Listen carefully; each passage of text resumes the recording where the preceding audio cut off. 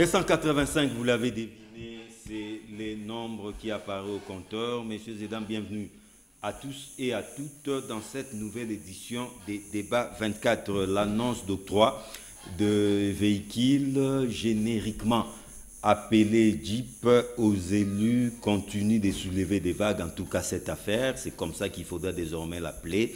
Cette affaire n'a pas encore visiblement livré tous ses secrets. Encore une fois, bienvenue à tous et à toutes. Avec moi sur ces plateaux, très heureux de retrouver un habitué de cette tribune. Il s'appelle Donald Kabasele. Il est cadre du parti présidentiel, l'Union pour la démocratie et le progrès social. Bienvenue. Merci, John. Comment vous allez?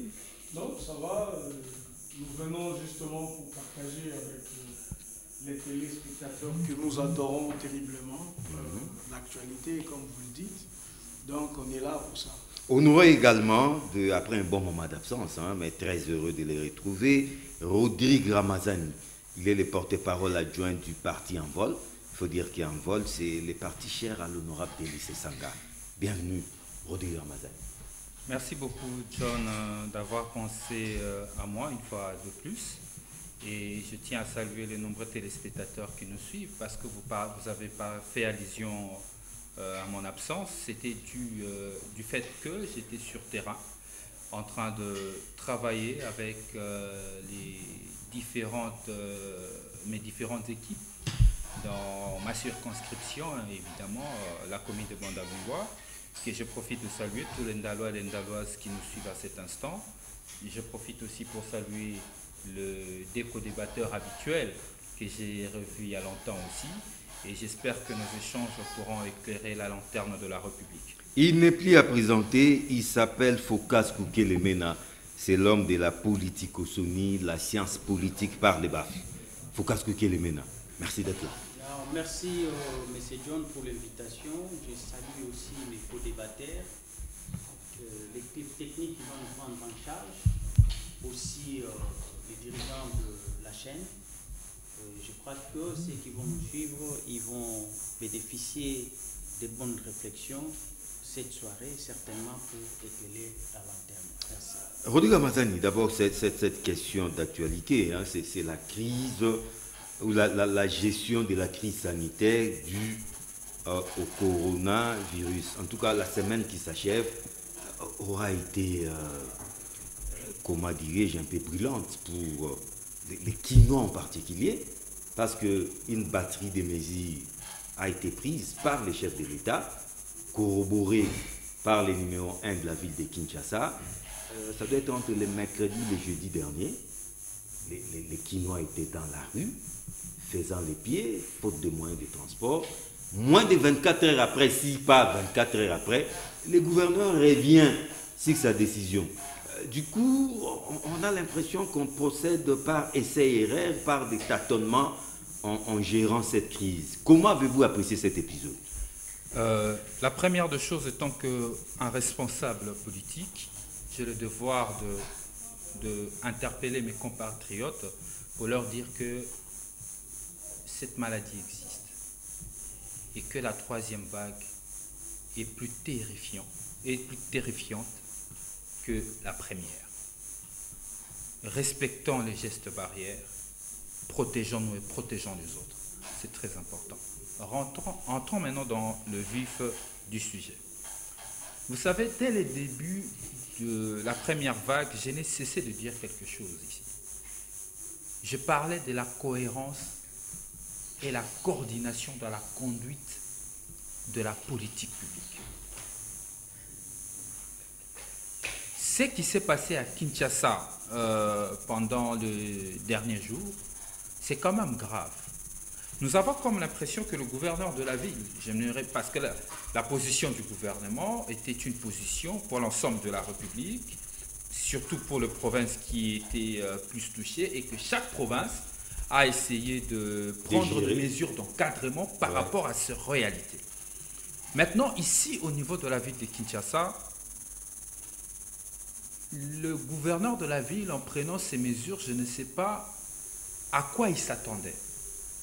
Vous savez, on ne peut pas adapter les décisions. Ça veut dire nous prenons les décisions qu'on avait prises lors de la première vague, l'adapter à la troisième vague. Pourtant, lors de la première vague, il y avait confinement de la commune de la Gombe. Ouais.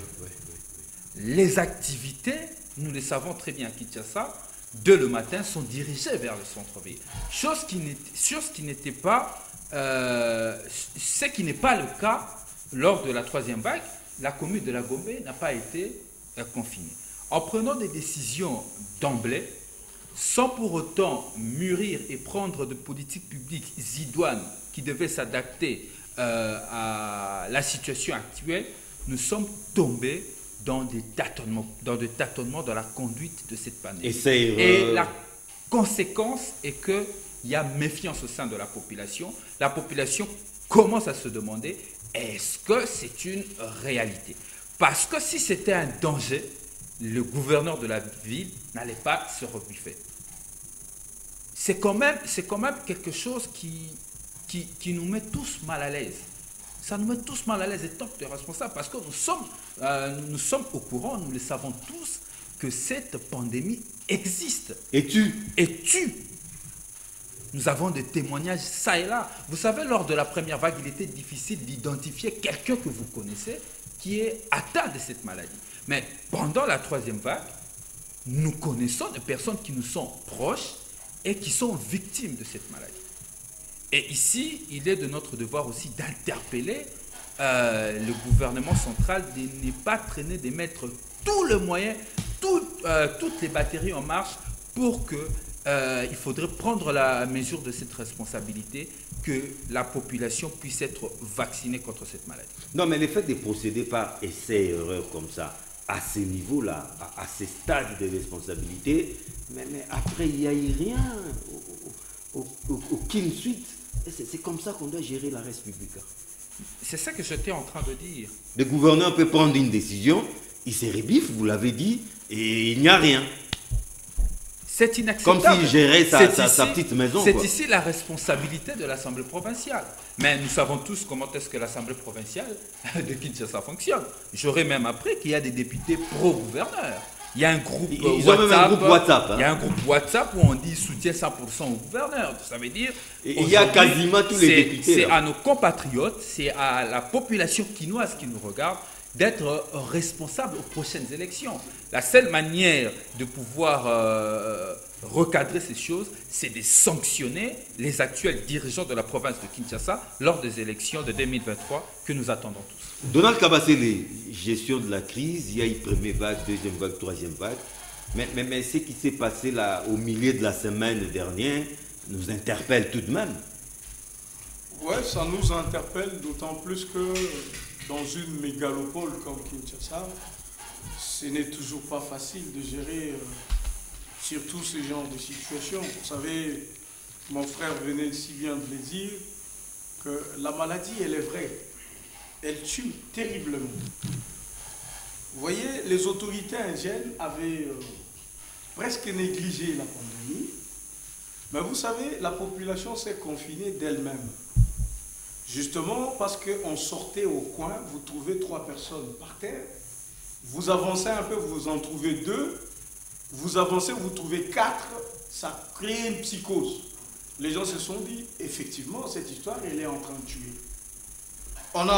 Le monde entier a condamné les gouvernements indiens pour dire c'est un gouvernement... La troisième vague est indienne. Hein. Voilà, c'est un gouvernement qui n'a pas pris de mesures. Mais c'était pareil, c'était le même comportement que nous en Inde. Peut-être plus pire encore, parce que pour eux, il fallait aller dans la fête, la fête là qui a occasionné cette contamination à grande échelle.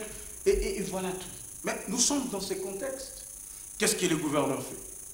Le président, dans cette mesure, nous avons vu toute la population très calme. Les gens ont salué même l'adresse du chef de l'État. Alors, il fallait prendre quelque chose, décontextualiser. Vous voyez, on prend la chose, on la met dans le contexte de la ville de Kinshasa, avec tout ce qui entoure la ville de Kinshasa. Vous savez qu'on a d'abord un problème sérieux ici de circulation. Les transports à Kinshasa, c'est un casse-tête. Ok? On a le bus Transco, on a des privés. On leur dit tout de suite. Et c'est quasiment assuré par les privés. Hein. Voilà, c'est la plus grande partie. C'est vrai que Transco est venu sensiblement soulager ces monopoles-là de privés qu'ils avaient. Mais c'est vraiment, les monopoles est détenu par les privés. Ben, avec d'abord le transport tel que nous les avons, même quand on embarque 100% de personnes, il y a toujours des gens qui peuvent vouloir rester à la porte parce qu'ils ont besoin d'arriver à la maison. Donc déjà avec les 100%, on a un problème, on est en déficit. On ne sait pas couvrir tous les besoins de transport. On ne sait pas arroser toute la ville.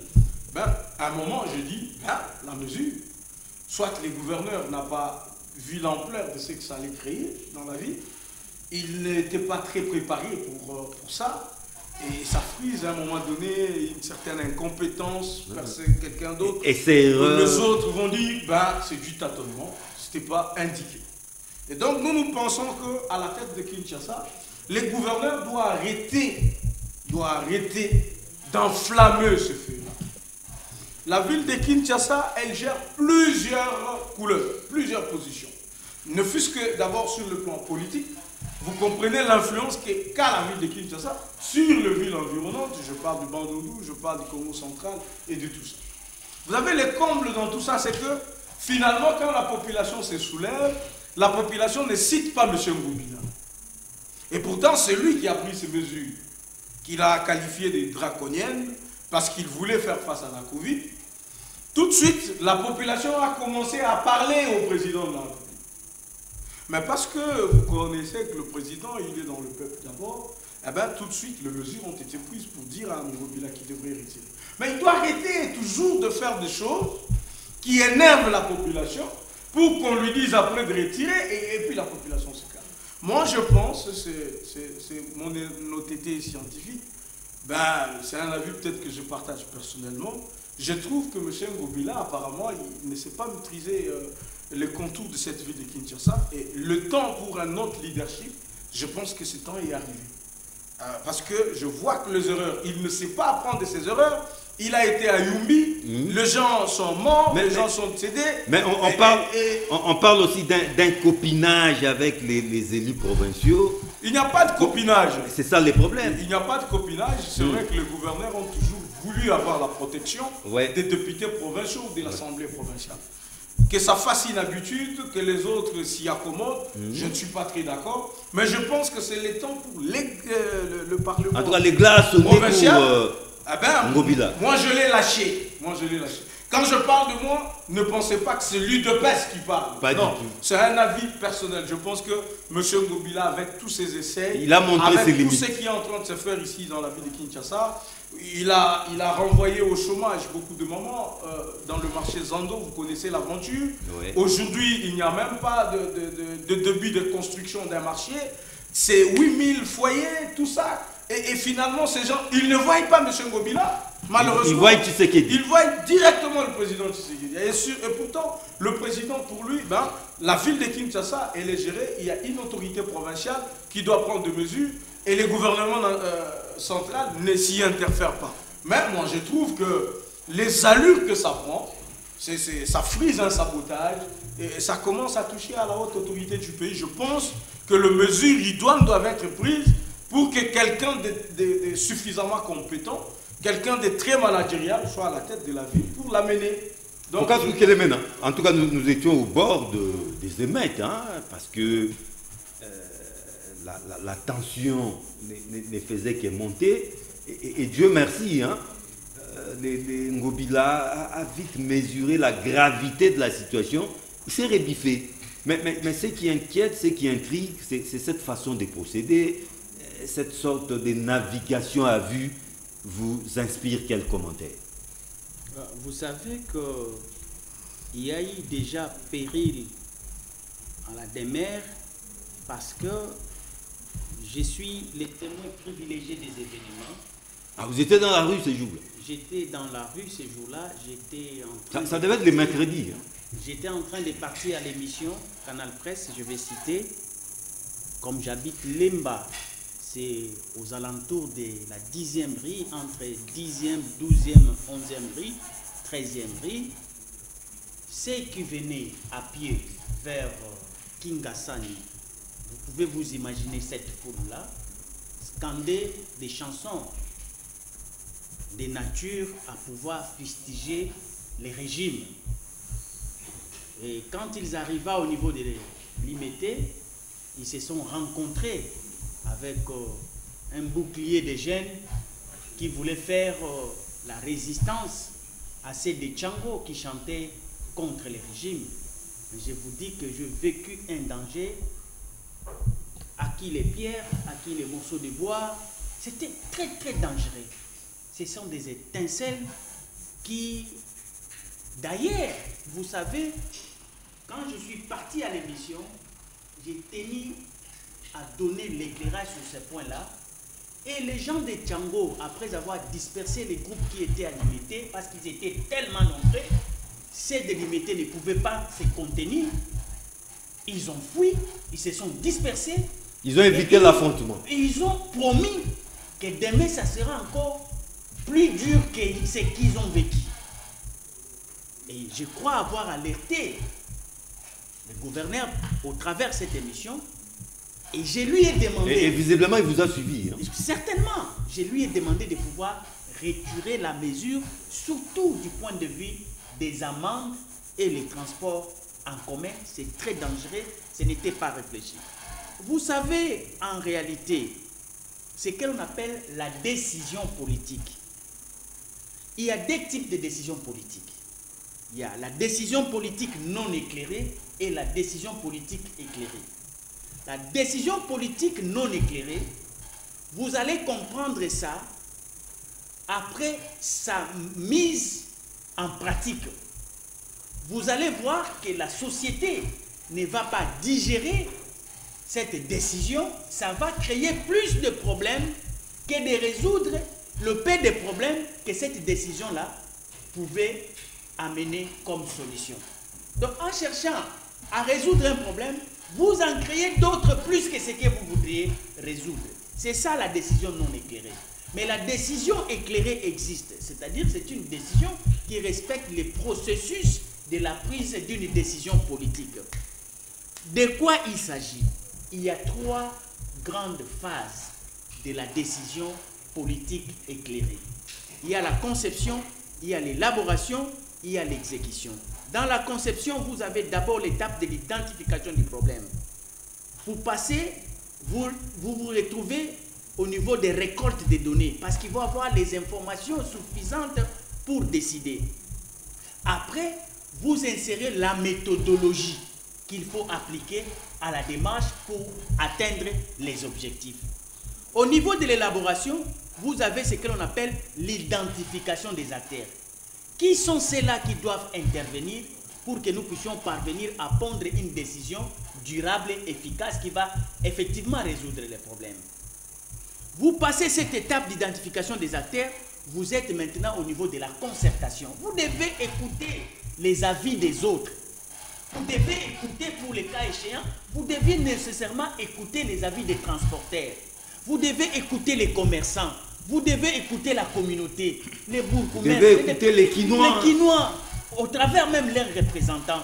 Donc, c'est-à-dire que ce sont des procédés qu'il faut nécessairement appliquer pour aboutir à une décision politique éclairée. Après la concertation des acteurs, il faut maintenant passer à la planification. Vous commencez maintenant à planifier. Dès que vous terminez votre planification, vous êtes maintenant à la phase de l'exécution. Vous prenez maintenant la décision, on appelle ça la prise de la décision. Après la prise de la décision, vous passez à l'étape de la publication ou bien de la virgalisation de la décision. Pour faire connaître à la communauté ce qui va être fait, l'intérêt, les avantages qu'on recherche pour que tout le monde soit alerté et avisé. C'est comme ça qu'on gère la République. Parce que la République, on suppose que les citoyens sont des souverains. En tout cas, on ne tâtonne pas. On ne tâtonne pas. On gère le souverain. Les souverains, c'est le roi. On ne peut pas blaguer avec lui. Après l'exécution, après la virgalisation, vient maintenant la phase dite de l'exécution. Sur terrain, tout le monde s'en approprie cette décision pour la matérialisation. Et ça demande, vous regardez, c'est une démarche purement scientifique. On ne ramasse pas dans la rue. Pourquoi nos autorités ne se font pas accompagner des techniciens à la matière? Je crois qu'il y a beaucoup de politologues qui maîtrisent ce que la décision politique éclairée. Ils doivent avoir dans leur cabinet des politologues, chaque fois qu'il y a une décision, qu'on leur présente la recette, comment y parvenir. La décision politique, il ne faut pas prendre la décision, vous dormez, vous vous réveillez, et la moustique vous pique, vous décidez comme vous voulez. Non, là c'est le tâtonnement, c'est l'amateurisme, c'est ce qu'on appelle essai-erreur. Pour une république, c'est de la gâchis. Mais ici, je voulais démontrer que mon ami Donald est en train de nous faire voir avec son âme qu'il ne parle pas de la part de l'IDPS, mais c'est un citoyen qui fait des analyses.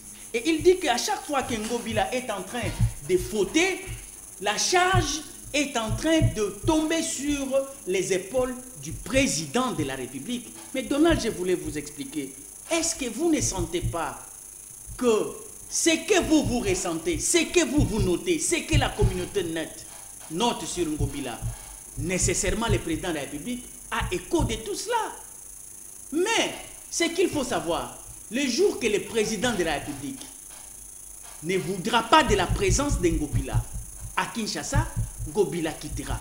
Il est menacé par les députés. Les députés n'ont rien à faire. Il joue au chat et à la souris. Ça, c'est rien. Vous savez, aujourd'hui, moi je suis politologue, quand je le dis, je sais ce que c'est une majorité. Merci Focas. La majorité signifie un individu dans la République. C'est pourquoi quand le chef de l'État en manque, il devient inutile, il va aller à ce que l'on appelle la gestion de quoi? Il va, quand il ne trouve pas la majorité, il va quoi? Il va faire... Il va débaucher. Non. Dissoudre l'Assemblée. Non, je ne suis pas là. Donc, c'est-à-dire que le concept m'échappe. Mais une fois que le président de la République n'a pas une majorité, il ne dort pas. Dès qu'il a la majorité, ça devient un instrument pour sa politique. Mais dès lors que vous sentez les gouverneurs de Tanganyika qui étaient en train de booster de ces côtés-là, il y avait des échos favorables. Mais dès qu'il n'était pas dans l'œil du chef, dans le cadre de l'Union sacrée, il a tombé malgré ses prouesses. Nous éparpillons pas trop. Je vais atterrir par là. Regardez, celui du Bas-Congo, il y a un gouverneur que l'Assemblée provinciale avait déjà vomi, mais il demeure. Parce qu'il y a une majorité, parce qu'il y a une autorité qui s'impose. Les jours qui ne voudra plus de Ngobila, ne vous en faites pas, Ngobila tombera. Bienvenue, gestion de la crise sanitaire en RDC, mais particulièrement à Kinshasa. Le gouverneur de la ville, Gentini Ngobila Mbaka, avait pris une mesure comme quoi le moyen de transport en commun devait diminuer la capacité de 50%. On s'est réveillé le mercredi, la tension ne faisait que monter, et Dieu merci, le gouverneur est vite revenu sur sa décision. Mais cette façon de faire là, cette façon de gérer cette crise là, comment vous l'appréciez?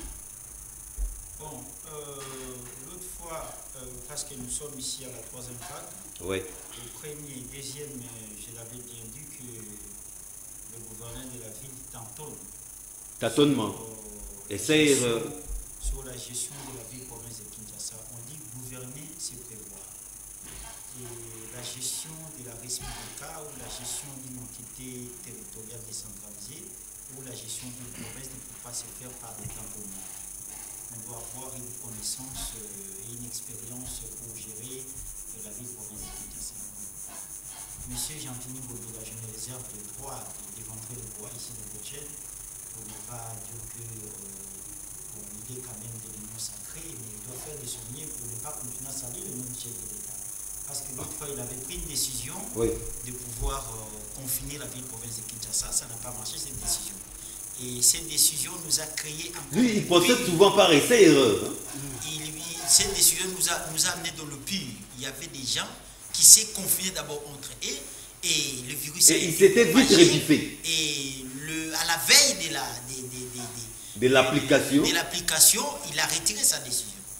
Cette fois-ci, il a retiré. On ne gère pas la province de la manière. Il doit prendre le mesure d'accompagnement avant de prendre Est-ce qu'il a le temps de réfléchir, de mûrir ses décisions? On a l'impression qu'il se met quelque part et puis il prend la décision. Et il peut revenir sur ça à tout moment sans que les responsabilités soient établies. C'est ça les drames. Bon, vous savez, en quelque sorte, je peux lui donner aussi raison, mais bon? je peux aussi le condamner parce que c'est le peuple qui est souverain. Et quand le peuple décide, ou le peuple voit qu'une décision d'une autorité... Mais pourquoi avoir pris cette mesure visiblement à la légère, n'ayant pas peur de mots? C'est pourquoi je vous ai dit, c'est pour la troisième fois qu'il oui. L'homme là, se comporte de la manière. Mais je lui demanderai d'avoir un sens élevé des responsabilités. Avant de prendre toute décision, il doit prendre toutes les mesures d'accompagnement pour éviter le pire. Voilà. Bien dit, j'aimerais commencer cette question avec Donald Kabasele. Pourquoi? Parce qu'il représente les partis présidentiels autour de cette table. Djibgate, c'est comme ça qu'on l'appelle déjà. Dites-nous, vrai ou faux, la main dans les cœurs, est-ce un don du président de la République? Est-ce une sorte de crédit? Est-ce une corruption à ciel ouvert, une récompense pour quel travail abattu? Ou tout simplement, c'est de l'intox? Donald Kabasele. Bon, je ne dirais pas de l'intox parce que c'est une réalité. C'est un don du chef. Hein? Je suis en train de réfléchir. Ah, ok. Je ne dirais pas que c'est de l'intox parce que l'information est vrai que les jeeps existent. Sont déjà même là. Ok? Oui. Même si ces jeeps ne sont pas au nombre de 500, comme on l'a dit. Bon, il y a un premier lot. Il y a un premier lot. Ah, vous dites déjà un premier lot, mais vous avez parlé de 500 jeeps. Ok. Mais moi ici, je ne l'ai pas dit. Voilà, merci. Ben, d'abord, c'est faux et archi faux. Le chef de l'État n'a pas fait un don. C'est faux. C'est faux, hein? Tout ce qu'ils le disent, je les défie.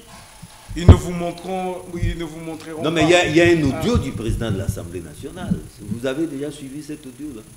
Ben, l'audio du président de l'Assemblée nationale, encore qu'il faut identifier si la voix est réellement sa voix, ce n'est pas une parole d'évangile. Ah bon? Surtout que nous sommes en politique.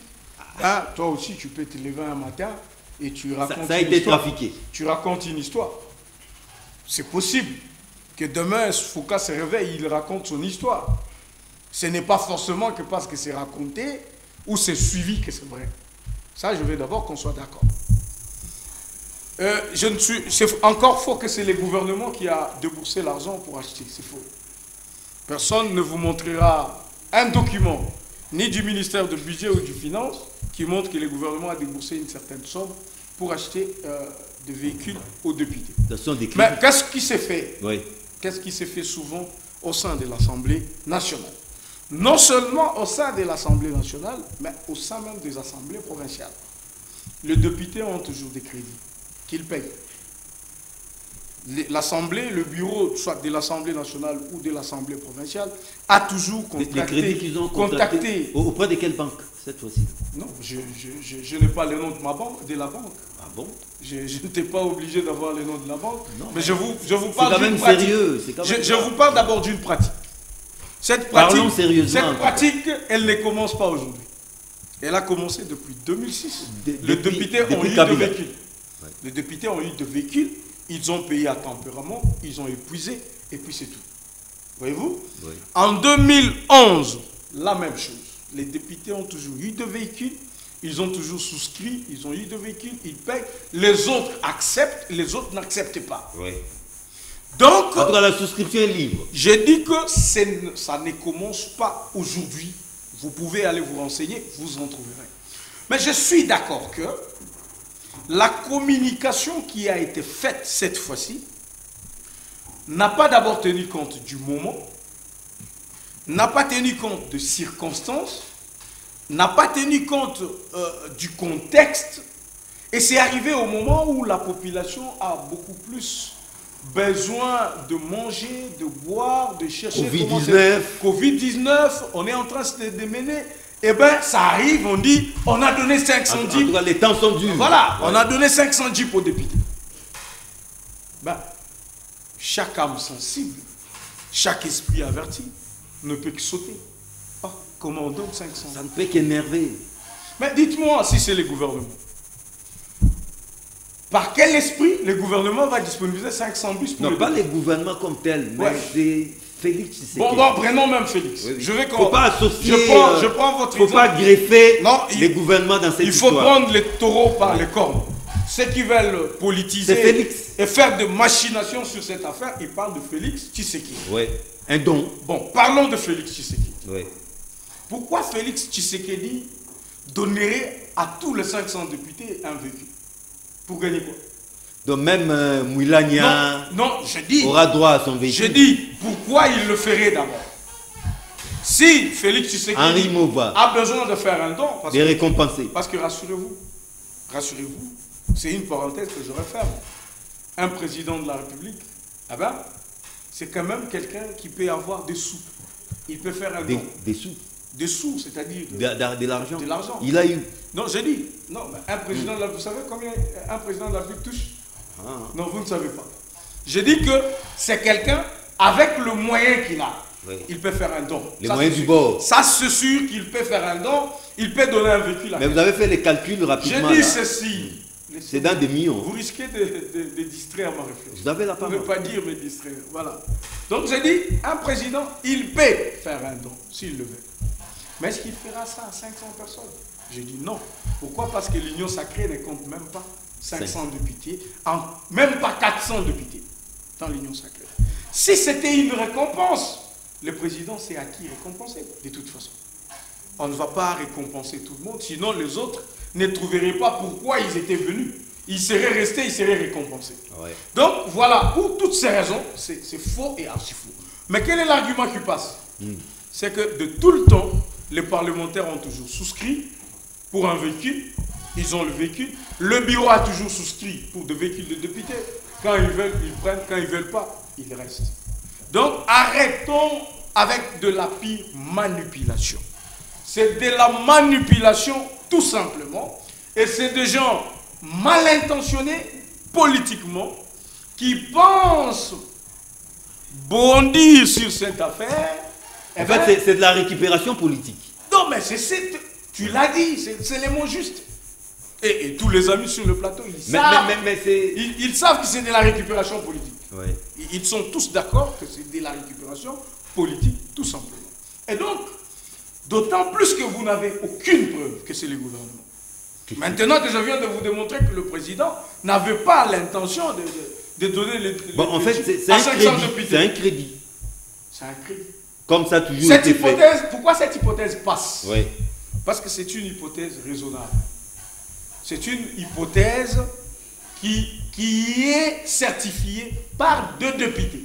Certains ont refusé. Ouais, pourquoi ils ont refusé? Mais parce qu'ils trouvent qu'ils peuvent pas. Ils ne veulent pas souscrire. Ils ne veulent pas. Mais parce qu'ils appartiennent à des camps politiques opposés à ceux du président de la République, ben... Est-ce que Denis Sessanga n'est pas avec vous, l'honorable Denis Sessanga? Bon, l'honorable Denis Sessanga, je l'ai suivi. Oui. Et j'ai l'avantage de faire un commentaire sur ça. Lui, il dit ceci. Parce que tantôt on parle, je crois qu'il y a ces sanguistes ici.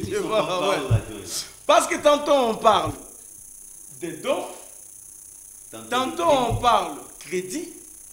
Pour ne pas entrer dans cette aventure, il rejette l'offre. Parce qu'il y a une confusion. Donc il ne dit pas ce que tout le monde dit. C'est que ceux qui veulent récupérer disent. Et donc voilà, je crois que j'ai l'avantage de fixer l'opinion et de dire à l'opinion que de tout le temps, les députés que nous voyons là, souvent ils ont des véhicules pendant des sessions parlementaires.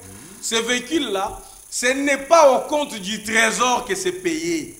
C'est dans leurs émoluments, dans leur argent, on ponctionne toujours quelque chose et puis ils payent. Merci. Voilà. Merci Donald Kabassé. Je donne directement la parole aux services. Mais pourquoi en faire un problème alors que ça a toujours été fait? Rodrigue Ramazani sous Joseph Kabila à 2 ou 3 reprises. Mais pourquoi cette fois-ci en faire un problème et en commençant par l'honorable Denis Sessanga qui a jeté de l'huile au feu? Vous savez, moi, en tant que sessanguiste, j'aimerais partager ce que nous disons souvent dans l'école du cessanguisme. Notre devise, servir par devoir loin de tout privilège. Agir par conviction et avec fermeté. C'est de cette manière-là que nous voyons la conduite de la chose publique. Vous savez, autour de cette communication, lorsque vous suivez même mon ami Donald, mon ami des Lignes Sacrées évidemment, d'Élie de Pes, un partenaire aujourd'hui, vous allez constater que même lui, il a du mal à expliquer ce qu'il y a réellement. Il ne donne pas... En tout cas, il n'a pas crevé l'abcès. Évidemment, oui. Je peux lui comprendre. C'est tout ce qui tourne autour de ce dossier. Le président de l'Assemblée nationale a parlé de cette question. Nous avons des députés, je vous confirme que ces propos sont les propos du président de l'Assemblée nationale, parce que nos députés ont participé dans cette réunion. L'envol à des députés, nos députés sont des lignes sacrées. Donald, ce sont les propos du président de l'Assemblée. Aucun de nos députés... Je peux te voler une seconde? J'ai dit que même s'il est certifié que cet audio serait celui du président de l'Assemblée, ce n'est pas une parole d'évangile. Mais c'est le président de l'Assemblée. Non, mais c'est ça que j'ai dit. J'assume ce que j'ai dit. John, il faut respecter l'opinion de Donald. C'est son opinion, c'est sa position. Mais nous restons ici dans le cadre institutionnel.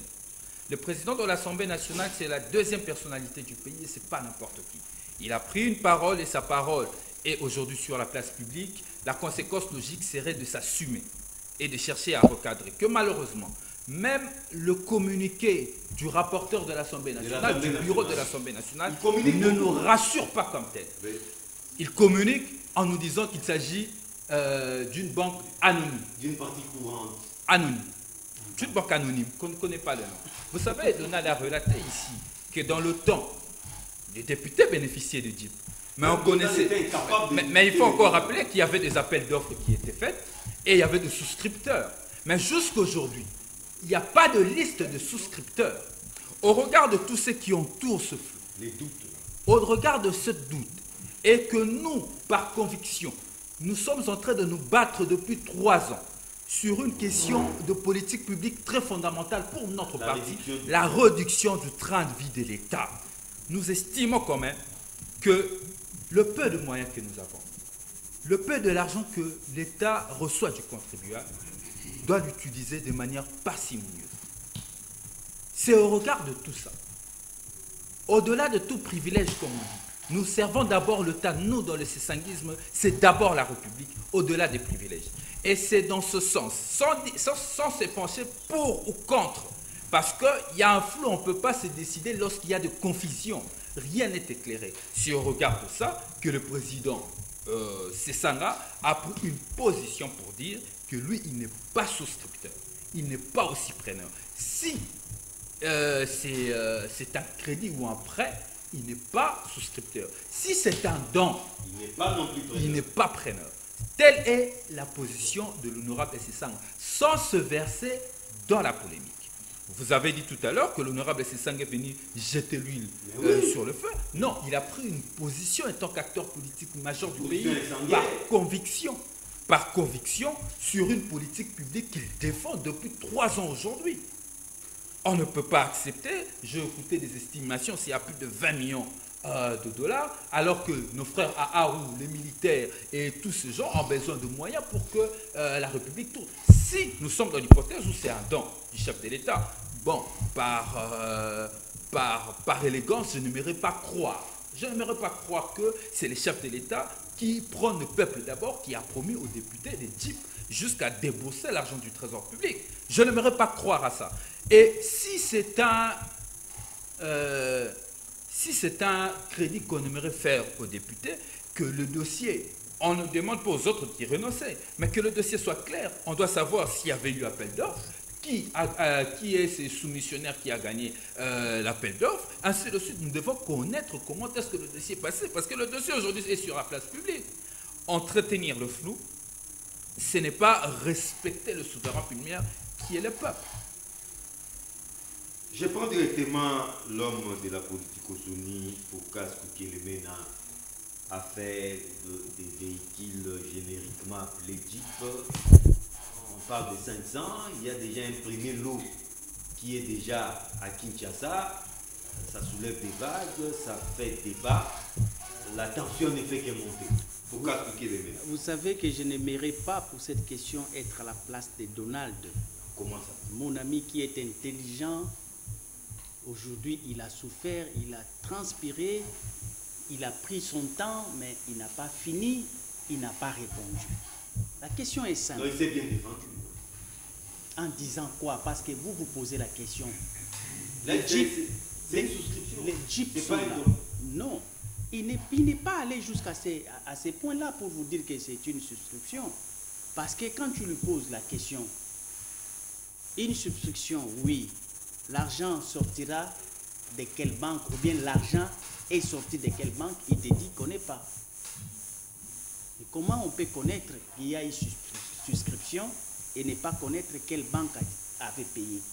Et pourtant, au sein de l'hémicycle, il n'y a pas seulement les députés et Union Sacrée. Il y a toute tendance.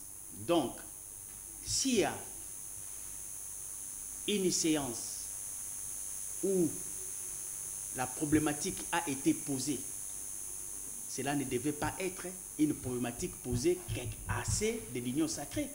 Ça allait être à l'ordre du jour, sanctionné d'un PV qui témoigne que ça a été débattu et aussi les souscripteurs ont manifesté leur volonté parce qu'il s'agit de l'argent d'un député qui va être récupéré par une banque avec intérêt. Donc on ne peut pas prendre des initiatives sans la volonté des députés. Déjà vous sentez que parler d'un crédit auprès d'une banque, cette hypothèse ne tient pas. Le flou persiste. Les éléments ne sont pas réunis parce que la banque même n'est pas connue. Les rapporteurs, l'officiel, il dit une banque anonyme. Et quand il dit ça, il renchérit. Il rejoint le chef de l'État qui dit ici nous sommes à l'omerta. On corrompt en silence. La loi de l'omerta. Voilà. On Faut vole en silence. On prend des crédits auprès des banques anonymes parce que c'est de la mafia. Donc tout est mafieux. Tout est mafiose. Donc c'est ridicule. Mbosso a cloué les chefs de l'État. Les rapporteurs viennent clouer encore et les députés et les chefs de l'État. Il y a une confusion totale. Il n'y a pas de confusion, c'est clair. La magouille, la corruption, la mafia s'est étalée la journée. Ce qui devait se faire sous le label de l'omerta en silence, mais Mbosso n'a pas fermé la bouche. Ce n'est pas un bon acteur, c'est pourquoi le chef de l'État dit... Le vieux n'a pas su ce Le chef de l'État dit, vous savez que ce qui est difficile, les grands défis pour un président de la République, c'est d'avoir des gens qui l'accompagnent, qui ont la vision qu'il a. Il a un problème. Mbosso les cloue. Au Sénat, on les cloue. Donc, partout, il n'a pas de collaborateurs. Vous savez, ici, Donald a parlé de Ngobila. Ngobila les cloue. Donc, il a un problème d'entourage. Il a un problème de ceux qui vont l'accompagner pour sa vision. Regardez, nous allons examiner les faits. Cessons avec les discours des politiques. Premier fait, il y a un député qui, après la destitution de Mabunda, il dit à la communauté, les vidéos existent. Il y a une promesse de Jeep. Nous serons récompensés. Récompensé. Et les Jeeps arrivent. Y a-t-il pas lieu de faire un lien entre cette communication et le fait en présence, la présence des Jeeps, entre la communication d'un député qui dit on nous a promis. Non, mais Foucault, si c'est une récompense, pourquoi alors récompenser 500 députés alors que l'Union Sacrée ne contient pas 500 Alors, écoutez l'intelligence de Mbosso. Oui. Il vient trancher, il te répond à cette préoccupation, il dit l'intention était de donner seulement aux députés de l'Union Sacrée. Mais le chef de l'État, par sa bonté, oui. Effectivement, comme on est dans l'omerta, voilà, on est dans l'omerta, on vole en silence, on corrompt en silence, et c'est tout le monde qui est dans les systèmes. C'est ça l'omerta. Il y a eu un raccordement frauduleux. Non, non, oui. Il a expliqué la procédure.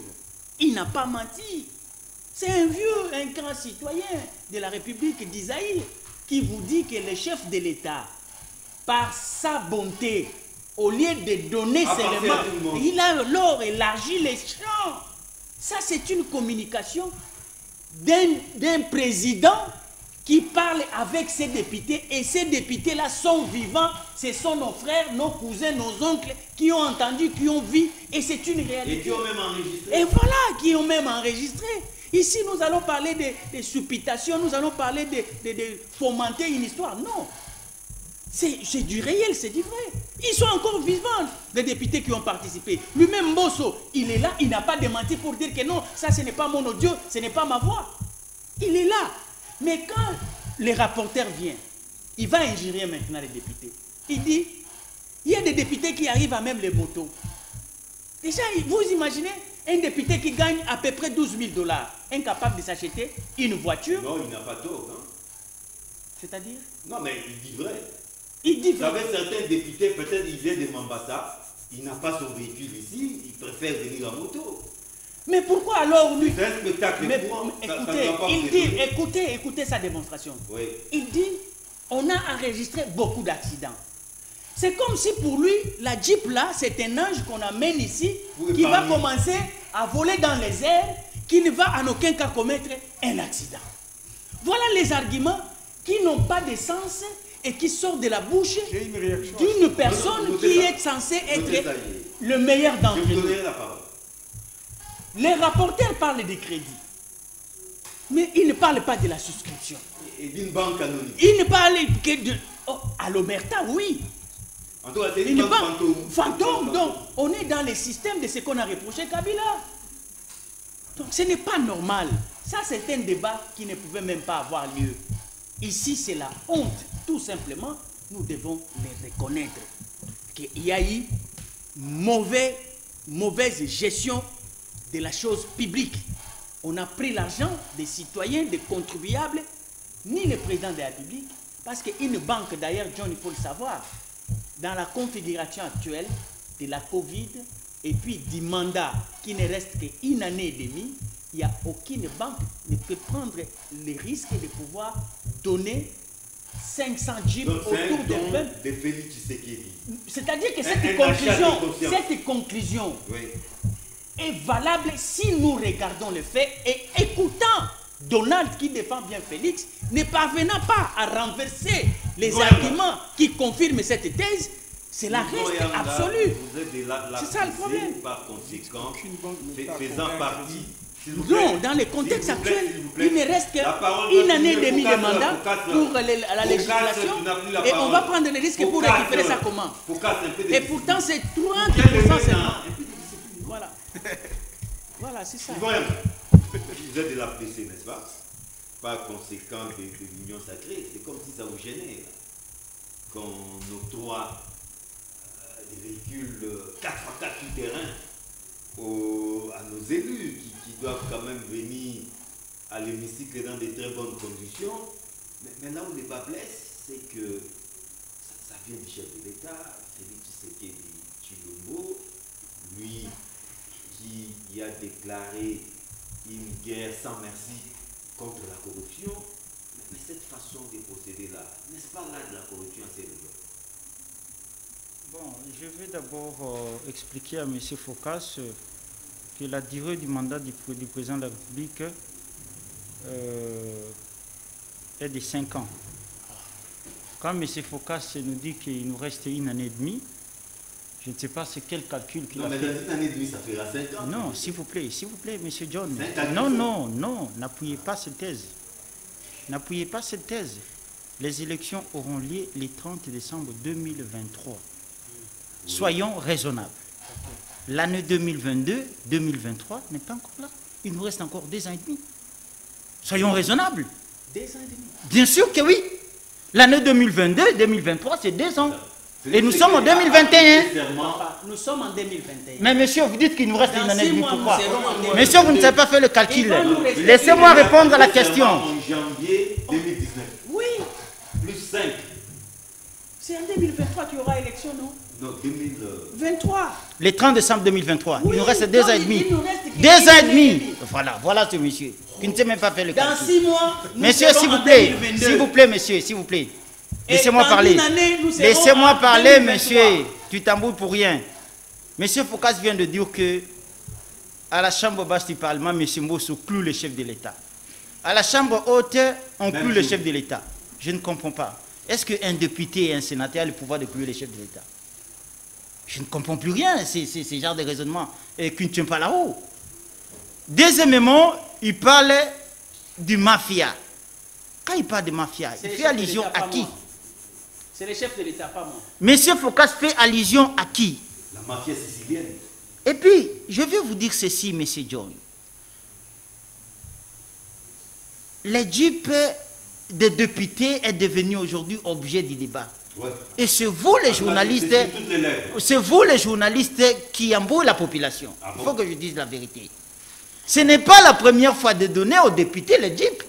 Ce n'est pas une invention du régime du président Félix Tshisekedi. Ce n'est pas une invention. On a toujours connu, les députés ont toujours leur jeep et ils prennent ça par crédit. Mais il faut savoir que chaque membre du bureau de l'Assemblée nationale ou du Sénat a ses responsabilités, ses attributions. Qui est la bouche autorisée ou quelle est la bouche autorisée, la mieux placée pour parler de présence de jeep et de véhicules? Est-ce que c'est l'audio d'un inconnu qui n'a pas une authenticité, qui n'a pas une certification? D'abord, pour avoir l'authenticité et la certification de cet audio, il faut d'abord prendre le son, à le remettre au procureur général après la Cour de cassation. Je parle de la procédure, monsieur, de l'authenticité et la certification d'un fichier numérique qui pose des doutes à la place publique. C'est ça les droits. C'est ça les droits, je vous parle, c'est ça les droits. Et demandez à tous les avocats, ils vous diront ça. Aujourd'hui, on m'amène une vidéo ou un son. C'est M. John qui vous insulte. M. John dit ce n'est pas ma voix. Qu'est-ce que je vais faire? Celle que je finis, M. Foucault. Laisse-moi parler. Vous ne vous avez pas interrompu. Laisse-moi parler. Moi, je ne connais pas M. Mbosso dans un son quelconque non plus. Je connais la bouche autorisée, les rapporteurs adjoints de l'Assemblée nationale. Qui a dit tout haut? C'est une habitude qu'on a toujours vécue. Même à l'époque de Kabila. Même à l'époque de Kabila, cela n'a pas été objet du débat. Mais pourquoi créer de la confusion à la tête des Congolais? Laissez-moi finir. Moi, je ne connais pas les dons. Oui. Je vous parle, j'étais devant le rapporteur adjoint. Moi qui vous parle, M. Yvo Yanga. J'étais chez le rapporteur adjoint. Je dis, honorable rapporteur, on ne comprend plus rien. Qu'est-ce qui se passe dans votre bureau? D'où vient ce jeep? On vous a suivi, vous êtes la voix officielle. Mais les peuples congolais spéculent sous prétexte qu'il a dit, mais non, mais la spéculation, ça n'a rien à voir. Je suis la bouche autorisée, ce sont le jeep à crédit pour les députés nationaux, un point, un train. Là, il n'y a pas de débat. Alors, M. Foucault, il faut être intelligent avant de parler quelque chose. La bouche autorisée pour parler de jeep, ce n'est pas la voix d'un monsieur, d'un député quelconque, qu'on tantonne dans un prétexte que le président de l'Assemblée nationale. La bouche autorisée, c'est le rapporteur qui a dit tout haut que les jeeps sont à crédit, un point, un train, il n'y a pas de débat là-dessus. Voilà. On se limite là. On se limite là. La bouche autorisée qu'on a suivie dans le télé, c'est les rapporteurs de l'Assemblée nationale qui a dit tout haut, ce sont le jeep à crédit. Ce n'est pas une voix quelconque qu'on ne maîtrise pas, qu'on essaie d'inventer une prétexte chimérique, voilà. La mauvaise foi de Foucault, je veux vous la démontrer. Autant Foucault pense que l'hypothèse de la banque d'un crédit est inopérante, autant il devrait aussi penser que l'hypothèse du don aussi est inopérante. Autant il devrait également croire que l'hypothèse d'un don du gouvernement devrait également être inopérante. Mais il a choisi l'hypothèse qui lui est la plus favorable. Parce que pour les lamoukistes et les FCCistes, ben c'est un sujet. On cherche où est-ce qu'on peut attraper Félix pour le critiquer. Ben allez, on a cette affaire de DIP, on s'y met, on détruit. Malheureusement, on n'a vu pas de preuve. Aucune preuve. Aucune preuve. Je vous ai donné deux hypothèses. Je vous dis ceci. À l'extrême, ça serait le président de la République qui aurait fait un don. Je vous ai dit, en affirmant qu'il a les capacités matérielles et financières de faire un don. Il a les capacités, les dons, ce n'est pas interdit dans la Constitution, mais ce n'est pas le cas, il ne l'a pas fait. Même s'il devrait faire un don, je lui ai démontré qu'il le ferait à ses poulains, c'est-à-dire ces gens de l'Union sacrée. Là, il vous dit non, Mbosso a dit, d'ailleurs, parce qu'il est généreux, il a donné aux autres. Il a un grand cœur. Est-ce que M. Focas connaît nos compatriotes? Il est comme le sosie de Joseph Kabila, l'autre est sosie de Mouzé. Oui, qui danse dans tous les bars. Vous les avez déjà entendus parler? Mais vous direz que c'est Joseph Kabila qui parle. C'est Joseph qui parle. Si ce monsieur-là t'appelle au téléphone, ben tu vas croire que c'est Joseph Kabila qui t'appelle. Donc, s'il te plaît. Mbosso n'a pas émis des réserves quant à cet audio. Écoute. Nous sommes il n'a pas dénoncé. Est-ce qu'il a confirmé que c'est sa voix? Il n'a pas dénoncé. Pourquoi dénoncer? C'est pas important? Nous sommes à l'heure du numérique. Et mon frère Ramazani, c'est... Non, c'est Yanga. Ah, Yanga, ça fait longtemps qu'on a débattu avec lui. J'ai oublié. Il a fait le droit numérique. Non, le droit pénal. Il ne faut pas suivre, M. John, non. Okay. Il vous embrouille, les droits numériques. Quel droit numérique, M. John? Voilà, merci beaucoup. Donc, M. Yanga vous donne un autre aspect. Je crois que lui, il sait développer cet aspect. Voyez-vous? C'est des hypothèses. Mais il y a une constance. Il y a une vérité presque compacte. C'est que dans chaque législature, les députés ont des véhicules. Non, un crédit. C'est toujours un crédit qu'ils ont. Comme d'habitude. Les banques sont comme d'habitude. Mais là, pour ces cas-là, en 2006, s'il te plaît. Oui. En 2006, c'était quelle banque? Voilà. Et en 2011, c'était quelle banque? Dis-nous, cite-nous le Merci. nom de la banque. Merci. En 2006. Et en 2011, c'était quelle banque? Voyez-vous? Vous ne connaissez pas. Évoluons. Voilà, donc c'est pour dire que vous n'allez quand même pas livrer un secret. Vous dites non, les députés reçoivent leur salaire à telle banque.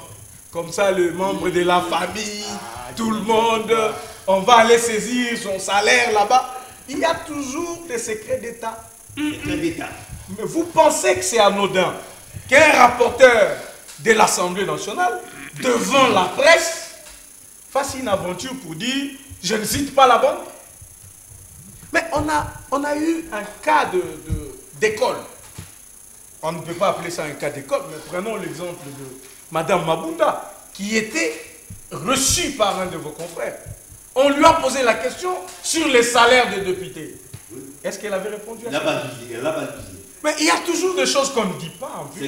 Parce qu'on est à l'omerta. Voilà, c'est pourquoi nous disons, Monsieur Focas, cherchez Félix Tshisekedi ailleurs.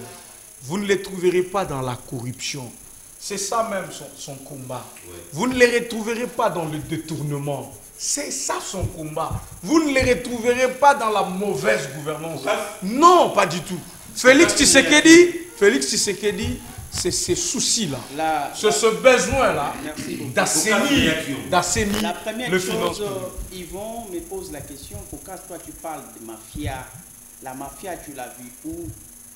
De qui dont tu parles? De quoi tu fais allusion? Je voulais répondre à Yvon. Yvon, la mafia, ce n'est pas moi qui constate que cela existe et que c'est une réalité pratique au sein des institutions de la République. Et le chef de l'État, le garant de la nation, c'est lui que tu soutiens. C'est lui qui a parlé de la mafia, de l'omerta. On vole en silence, on pille en silence, on corrompt en silence. Là, toi, tu prends l'omerta. Nous sommes dans le cas... C'est ça. C'est français, au fait. Le débat qui est... C'est le chef de l'État. Le sujet qui est autour du débat, c'est le JIP, la présence de JIP. Ne nous fais pas allusion au discours du chef de l'État à l'est du pays. Nous parlons de JIP, monsieur. Tu m'as posé la question. Oh là là. Vous êtes à court d'arguments, monsieur Focas. D'où vient la mafia? C'est pourquoi je suis en train de dire qui a parlé de la mafia, qui a vu la mafia. Nous parlons du sujet du JIP. Les chefs de l'État. qui a parlé. Nous parlons de Djip, M. Foucasse. Il a pointé du doigt les Sénats. Ce qui venait de se passer au Sénat, c'est encore de la mafia. Vous êtes hors débat. Donc, vous êtes hors débat, M. Foucasse. Je vais encore te Foucasse. dire une chose. Vous êtes vraiment hors débat. Il faut être intelligent. Franchement, c'est grossier de ta part de considérer que tu es plus intelligent que moi. Ça, c'est vous qui l'avez dit. Je referme la parenthèse. Mais ceux qui nous suivent vont juger. Il faut savoir ceci. Moi, je suis en train de réfléchir en termes des hypothèses. Et au même moment, je suis en train d'observer des faits. Moi, je suis un réaliste. Je suis un réaliste. J'étais chez le rapporteur adjoint, mais c'est John. Moi, j'étais chez le rapporteur adjoint qui est la bouche autorisée de l'Assemblée nationale, m'a donné une version authentique. Je suis un réaliste. Je ne parle pas par des hypothèses. Voilà la différence. Tout à fait. Ils vont. Quel est maintenant vous avez la parole? Je vois la pauvreté dans son esprit. Il veut nous faire gober son discours. Et pourtant, nous ici, nous ne sommes pas venus t'écouter. Nous sommes venus faire l'analyse de faits. Nous sommes venus écouter vos mensonges. Voilà. Vas-y, continue à mentir. Moi, je ne suis pas en train de mentir. Vous êtes en train de mentir. Il y a un député qui a dit, on nous a promis... Mais il y a un député. Quel député? Est-ce qu'on peut se confier aux propos de Daniel Safou? Est-ce que Daniel Safou, c'est la bouche autorisée de l'Assemblée nationale, M. Foucasse? Un intellectuel comme vous. Je vous parle de la bouche autorisée. Non, mais vous pouvez être intellectuel, mais à un sujet quelconque, vous êtes incapable de défendre. On peut faire l'arbitrage. Yanga, écrivez ça quelque part, juste après lui. Voilà la Vous savez, mon système, je n'autorise pas que les gens montent devant le peuple. Je n'autorise pas. Ayez votre mal en patience, gardez-le. Ça, c'est une mensonge à ciel ouvert. Il m'appelle intellectuel. La contradiction, il dit il faut être intelligent. Dans ce sujet, vous n'êtes pas intelligent, M. John, M. Foucasse. Vos argumentaires ne sont pas fondés. Yvon, chaque fois il n'y a pas un soubassement légal. Chaque fois que tu viens au débat, oh là là, tu ne dis rien de consistant, tu viens te déranger. Ce qui est consistant, l'affaire de Djip, j'étais devant le rapporteur adjoint de l'Assemblée nationale. La bouche autorisée de la Chambre basse m'a dit, ce sont les Djip à crédit. C'est la bouche autorisée. C'est bon, c'est bon. C'est ce qui est consistant. On vous a compris. Ce qui est légal. Voilà. On vous a compris. Ça, c'est quel genre de débattre? Le peuple nous suit en ce moment. Vous avez la parole. Et comprend maintenant l'authenticité de l'information. Voilà. Non. Donne à quelqu'un d'autre la parole. Non, j'ai le dégoût de faire les débats. Il n'a pas des arguments solides, M. John. Non. Il n'a pas des arguments solides. Voilà. Ouais, merci beaucoup. Il n'a pas les compétences. Merci beaucoup. Vous avez dit Donald. Non. Ah, ok. Non. C'est Rodrigue Ramazani. Ok. Oui. Vous savez, un débat se fonde sur des idées, un débat se fonde sur l'argumentaire, et un débat nécessite essentiellement la tolérance de l'autre.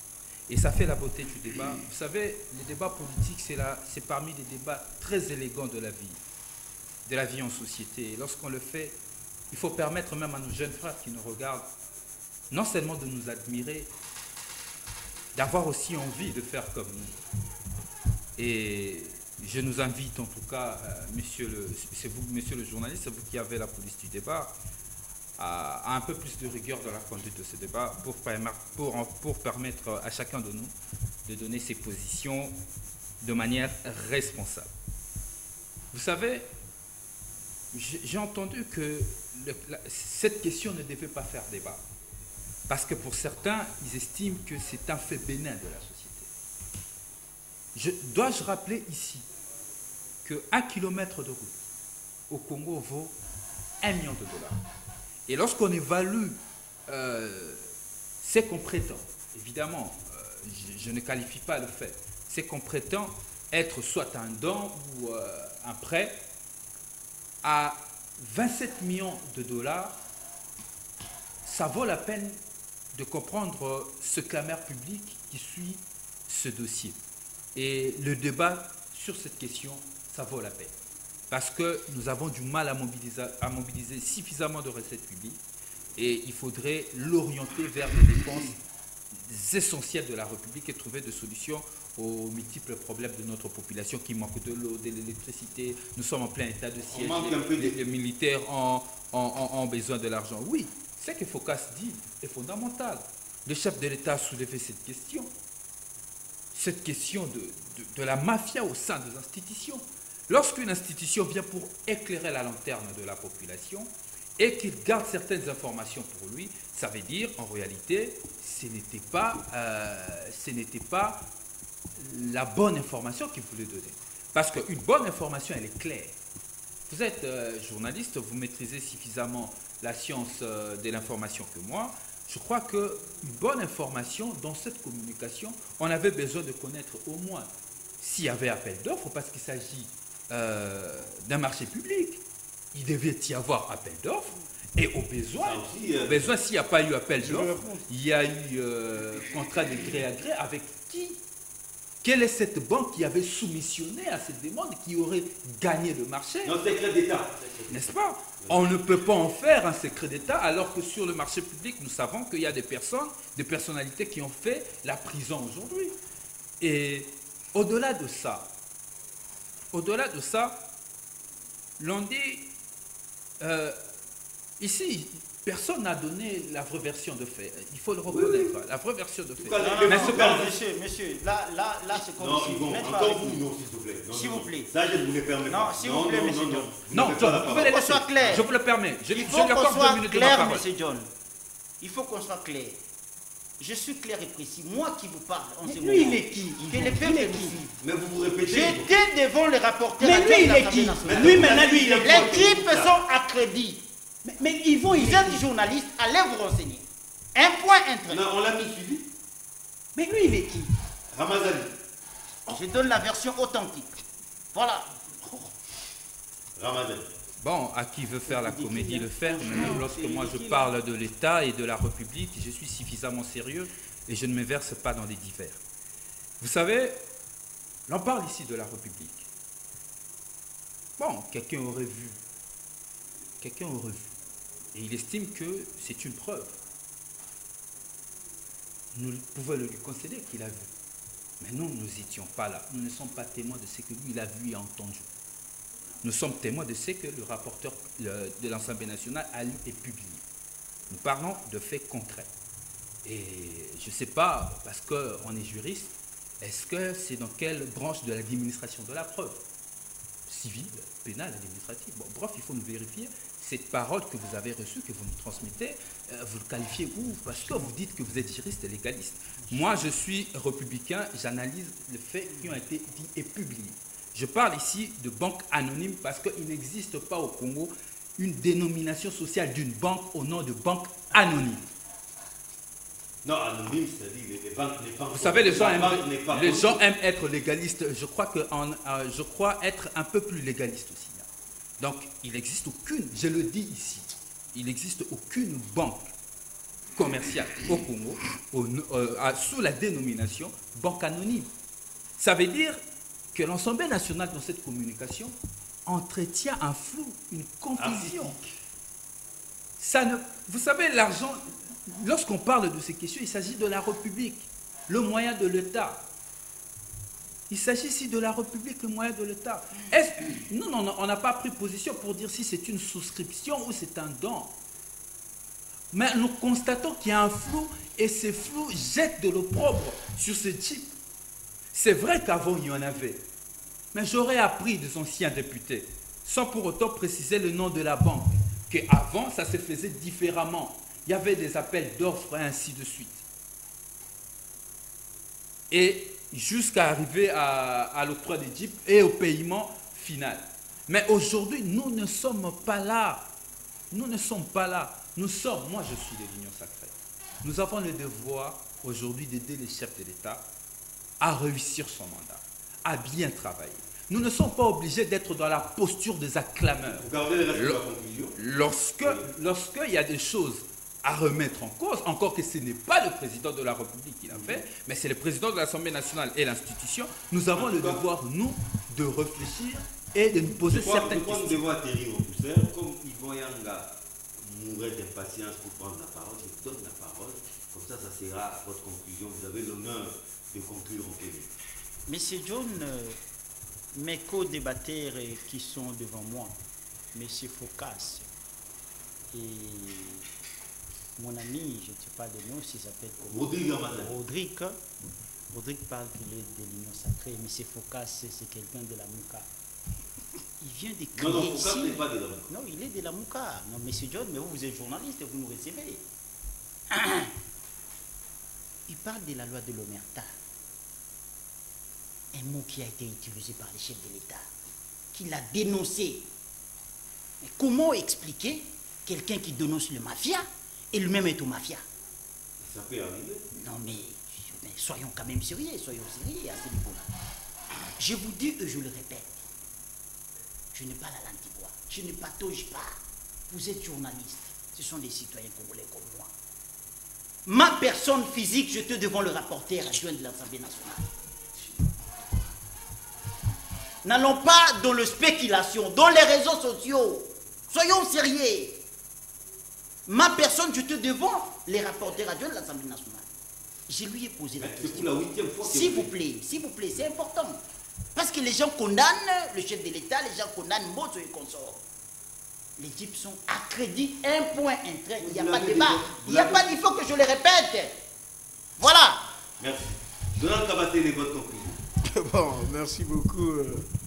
Je sais que mon ami Yvon, surtout quand il sait qu'il a raison, il n'aime pas lâcher les prises. Ouais. Il aime aller jusqu'au bout. Bon, j'ai besoin de dire à mon frère Ramazani que j'aime beaucoup. J'aime quand on fait un débat de droit avec lui. Mais je crois qu'il fait sciemment. Il fait sciemment de considérer que pour les véhicules que les députés devraient avoir, ça ne peut pas être un appel d'offres parce que ce n'est pas un marché public. Je sais qu'il fait sciemment parce que quand on entre dans le marché public, on voit cet intérêt que l'État a dans l'opération. On voit quel est l'organe de l'État qui doit suivre, qui doit gérer, ainsi de suite. Mais quand on parle du véhicule d'un député, à l'usage personnel du député, c'est juste un bureau de l'Assemblée qui doit contacter les fournisseurs avec une banque comme caution, ok? Et l'opération se fait, on n'a pas besoin d'un marché public. On n'a pas besoin de faire, un appel d'offres, trouver les soumissionnaires, et puis voir qui propose mieux ou pas. Ça s'est fait dans toutes les assemblées provinciales. Ça s'est fait aussi dans l'Assemblée nationale et ça fait beaucoup de temps. Maintenant qu'il ne s'agit pas d'un marché public, parce qu'il vient de comprendre qu'il ne s'agit pas d'un marché public, c'est un marché privé. En d'autres mots, chaque député irait acheter son véhicule.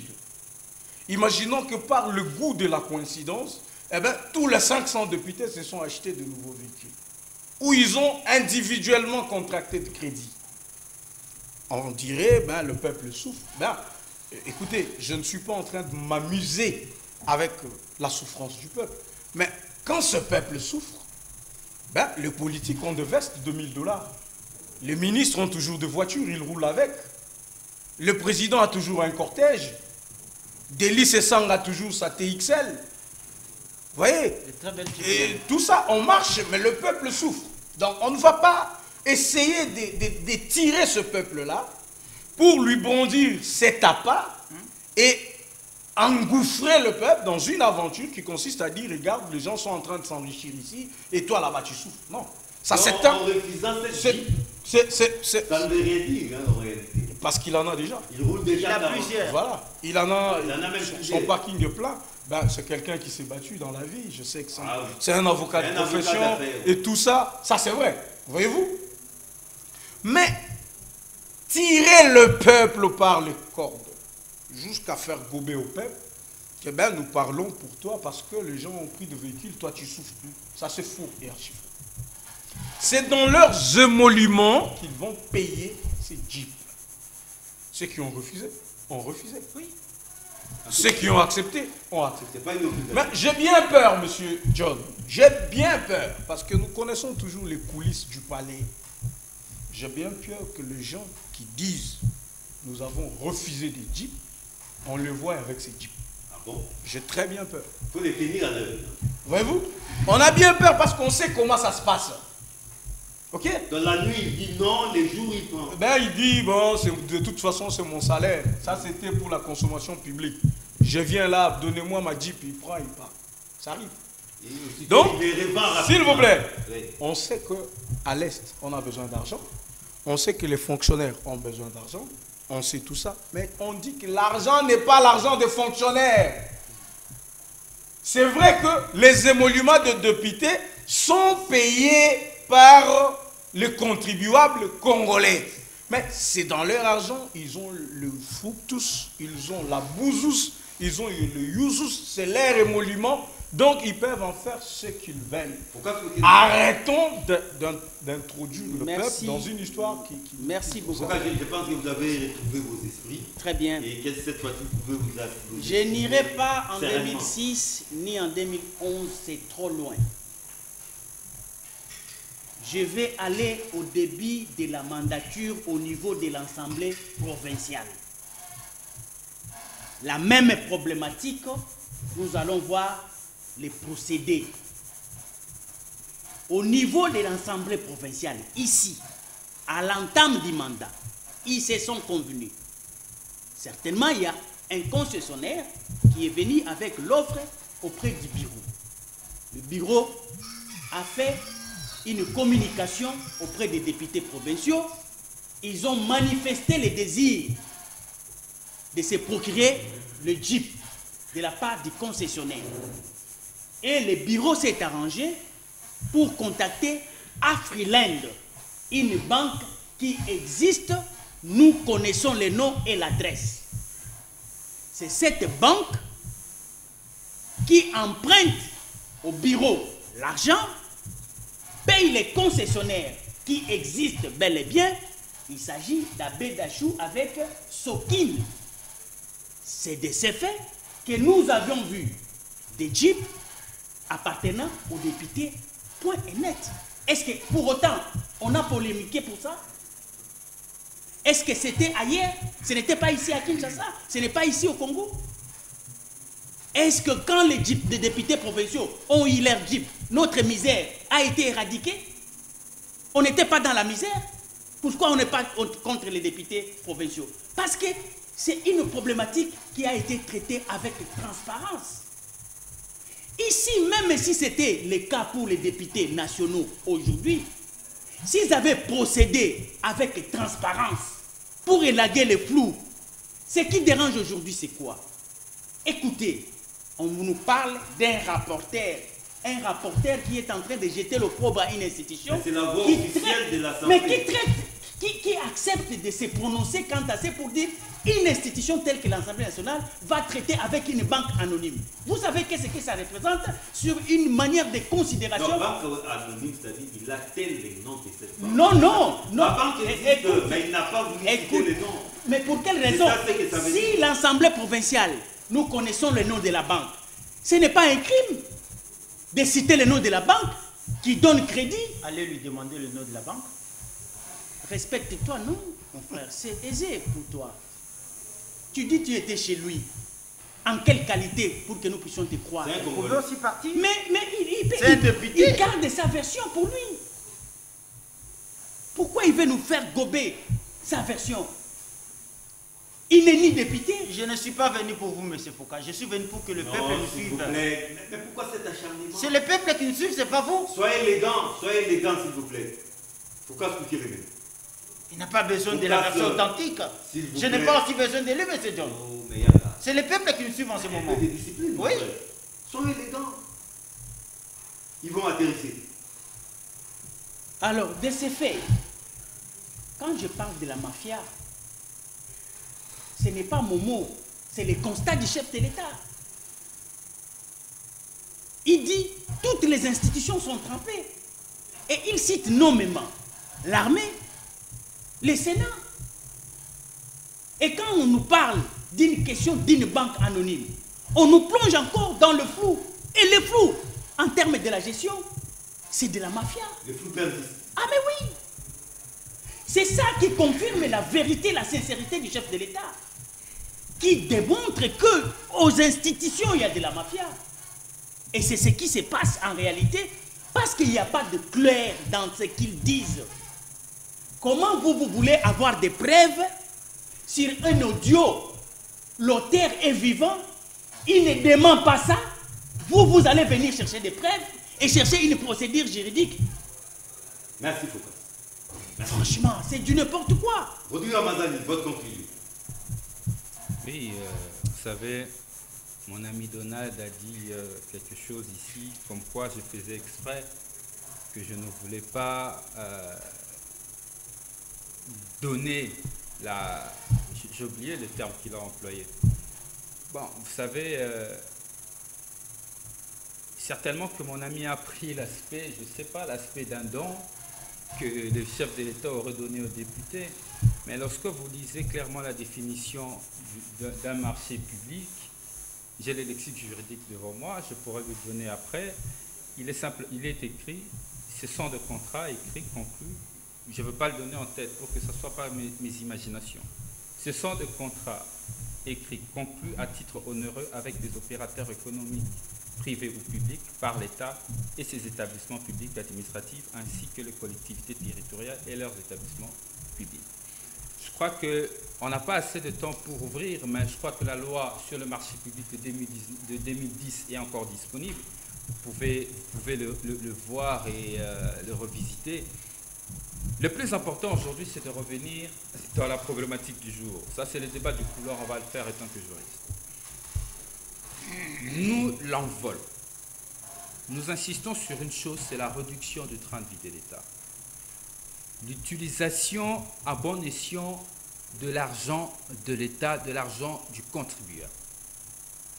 Ce combat, nous avons commencé à le mener depuis 2019 et aujourd'hui, ça fait 3 ans.